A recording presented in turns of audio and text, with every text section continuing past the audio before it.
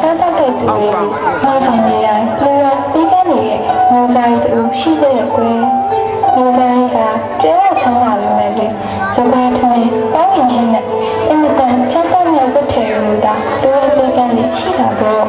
ငိုစားရဲ့အတူတောင်နဲ့ဝေကိုဥက္ကဋ္ဌတို့လည်းလို့ခေါ်တဲ့လူငယ်လေးကဦးစီးရှင်နဲ့ဆောင်ရွက်ပေးရတာပေါ့ကွယ်ဥက္ကဋ္ဌတို့ငယ်လေးဟာလူရနဲ့နေရာမှာဆိုဘယ်လိုအလက်နဲ့နေနေပဲမျိုးကိုဒီလိုစစနဲ့ကိုယ်ဝင်ကြကိုထိတဲ့လူရနဲ့ရှိရပါကွယ်ပုံလေးရဲ့ခါမှလေးစုစုခုဝင်စီကောင်းလေးရှိတဲ့ကျွန်ုပ်ဒီဘဝမှာဒါပါယာတိမျိုးသားကြီးနဲ့တွေ့ဆုံမရစေ။နောက်ဘဝတွေမှာမတွေ့ဆုံမရစေနဲ့ဒီကြောင့်ကိုပါယာတိမျိုးသားကြီးကြားသိသွားတဲ့အခါ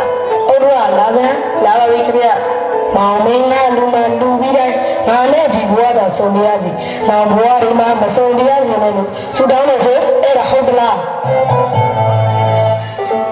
ဟုတ်ပါမျိုးသား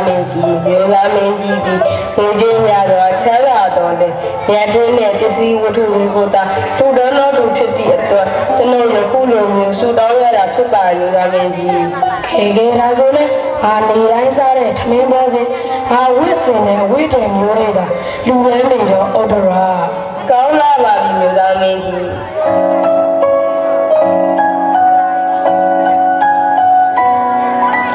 ဒီကံစတဲ့လူရနာရတော့ဒါနာ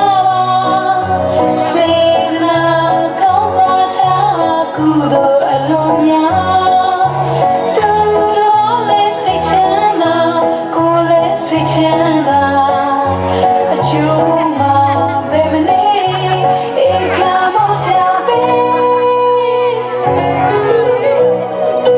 ဒီကံစတဲ့လူရနာ